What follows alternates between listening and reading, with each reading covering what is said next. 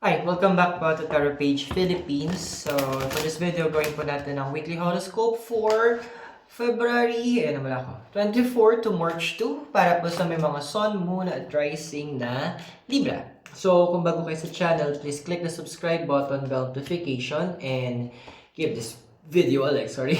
Excuse me. So, and also tandaan natin na readings will be for guidance purposes, so use your free will wisely. Kung di mo alam kung ano yung sun, moon, or rising sign mo, kasi importante rin ito, sa dulo po ng video natin, meron po tayong link or video para dito. Available na rin pala po ang ating extended readings. So, kung gusto nyo po magkaroon ng access sa ating mas malalim na part ng readings, and other perks and benefits, i-click nyo lang po yung join button sa baba. Kung gusto nyo mag-schedule po ng private readings or spellworks kasama sa isa sa mga admins, i-click yung link po na ating pages nasa baba po sa description, and donations can be sent via the heart button, yung thanks button sa baba. Libra, Libra, how are you? So we have the sun and regeneration. Well, Libra, being positive, having yung magkaroon ng positive outcome, maging maganda yung ating disposition, maging klaro ating pag-iisip. Good tayo dyan, tama yan. Andun kaso nga lang, ito yung pala sa atin ha, hindi lahat ng oras kapag positive is magandang bagay. Kasi, anything na sobra, sabi nga ni Mikay, ito siya, is masama. So, the card is advising you kasi deep inside, andoon na, sige, kailangan positive, kailangan good outlook sa life. Nane-neglect mo naman yung tinatawag nating shadow part, which is importante din. Kasi, sabi nga, sa shadow part natin makikita yung mga bagay na tinatawag nating rooms for improvement. Yung mga bagay na pwede nating ayusin pa at pagandahin.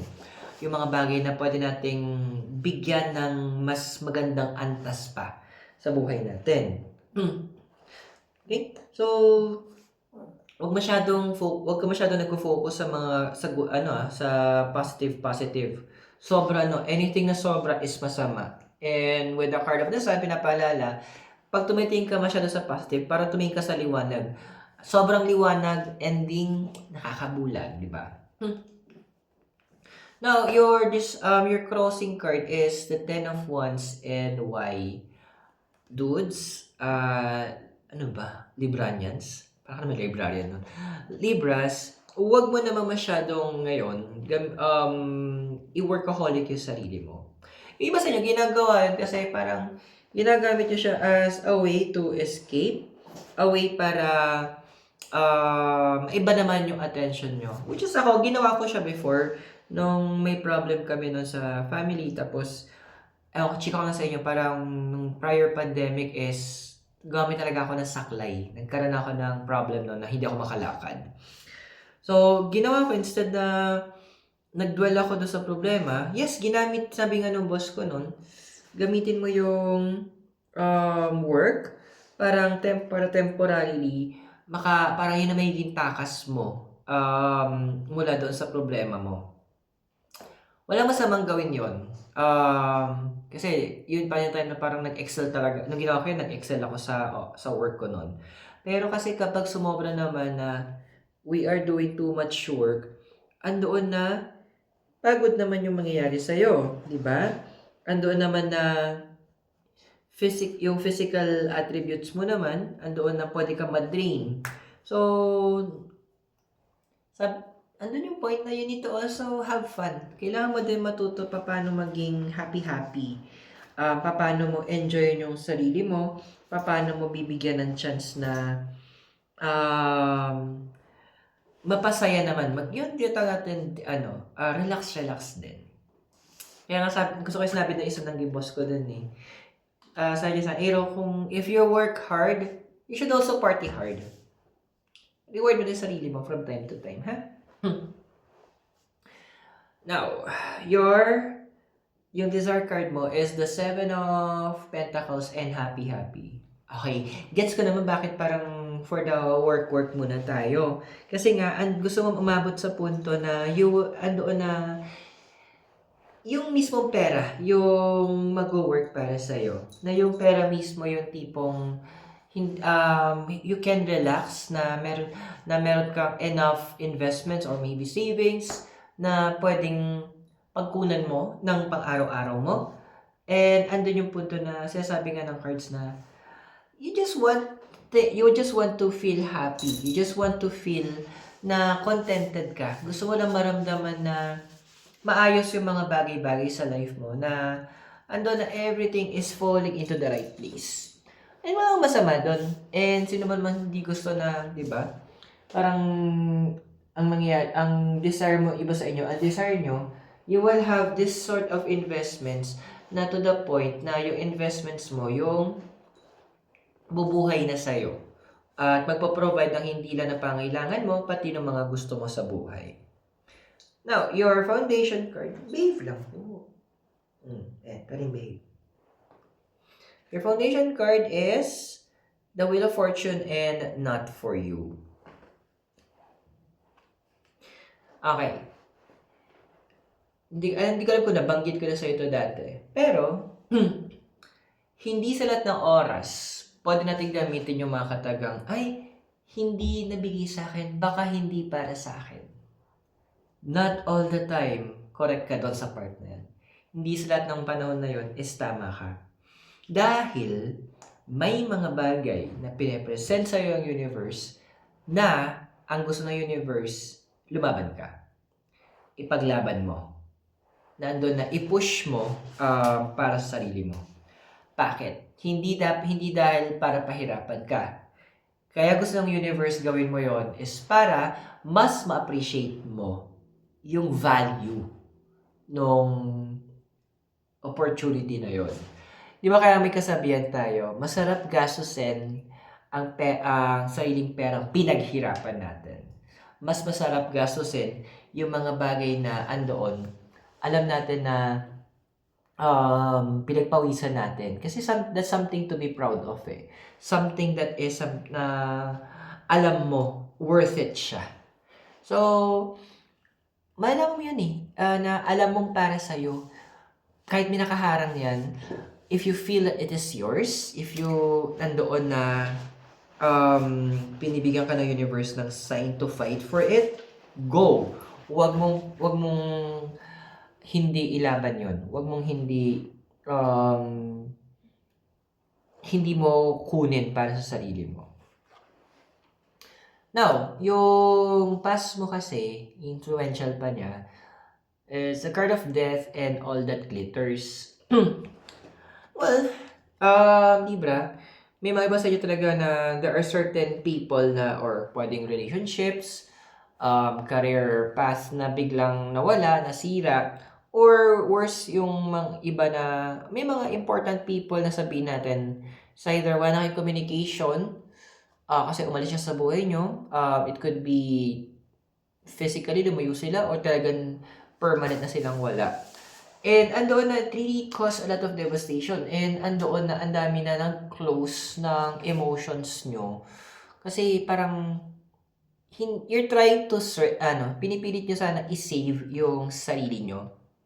Pinipilit nyo sanang bigyan ng chance na maging na maayos, ma-fix nyo yung emotions nyo.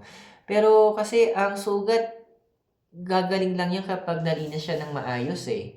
Ang sugat, maghihilom lang yan kapag binuksan at siniguradong nalagyan ng tamang gamot. Same thing din with your emotions. Doon sa mga loss na ramdaman mo. Hindi pwedeng ang band-aid lang. Kailangan andun yung punto na buksan mo to or in short, hanapin mo and allow yourself to process yung emotions mo sa part na yun. Okay, so your possible future na ikaw is the High Priestess and Blessed.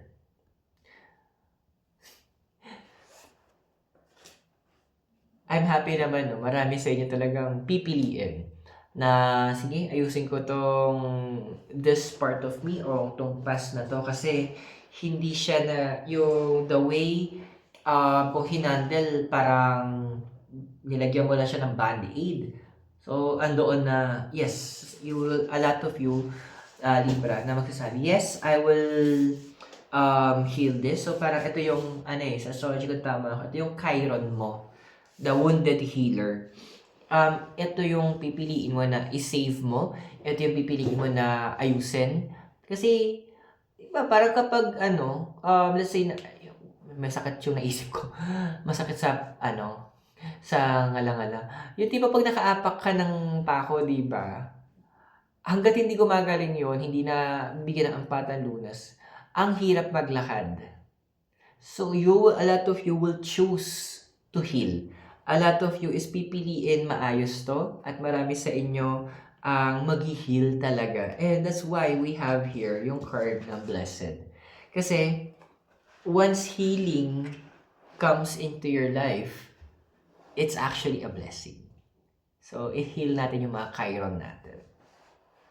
So guys, kung nakaka-resonate kayo sa readings po, tanda natin na meron po tayo extended readings para kung saan mas malalim po yung ating mga readings. Para magkaroon po kayo ng access dito, i-click nyo po yung join button sa baba and magkakaroon din po kayo ng mga additional perks along the way. So tuloy natin yung reading natin. So your physical environment is the Seven of Swords and message in a battle. Well, minsan hindi mo nagkakailangan ng sign. The mere fact na alam mo that this is what you need, eto yun, na alam mo yung specific na gusto mo, yun, enough sign na yun. Huwag ka nang humingi na dapat may ganito, na dapat, may kilala ko noon, sabi niya, pag umuwi ako at umuulan, tapos yung gate namin bukas, gagawin ko to. Unang-una, summer no, sinabi niya yon. Pangalawa, automatic na nagko-close yung gate nila. Hindi ko gets, to be honest. And time na parang friend ko yun eh. El Nino sa kanya, El Nino nun. So wala talagang ulan. So ando niya parang minamanipulate niya. Hindi mo kailangan ng mga magagarbong signs. All you need is yung mismong urge mo na parang instinct mo na gusto ko to gawin. At nakikita mo na yung wala namang negative implications sa'yo. And the door is open. Laban mo to, kapatid. Ito na yung tinatawag natin instinct mo. It's the inner you. Ginaguide ka doon sa path na kailangan mong tahakin. At ang nakakatawa dito, yung inner you na yon, that is the one that is connected sa universe. So, nasa matamang path ka lang naman talaga. Now, your emotional environments, the Page of Wands and Truth Be Told. Ayun na nga. Minsan kasi, when bad things happen sa atin, nakikita lang natin yung effect nito, yung pangyayari nito, mula sa point of view ng mga mata natin. Kasi tayo naka-experience nun. Pero, this is what the universe is trying right now, or is doing right now para sa'yo. Titignan mo yung mga nangyari from the perspective ng universe. Yes. Meron yung church song, kung tama yung title, I think Mercy's Eyes. Para may part ng lyrics ng song, not what I was, but what I could be, that's how mercy saw me. So, ganun yun eh. Yun yung nakikita ng universe. Ihahaya ng universe at makikita mo the goodness of what has happened sa past mo. Yung heal mo sa Chiron mo. Andoon na, ito sabihin ng universe, ito yung mga kailangan mong i-heal. Ito yung nangyari, negative. But ito yung eventually naging magandang kinalabasan. You became stronger. You became wiser. You became the best version of yourself. So, it's time that you start healing your Chiron na din.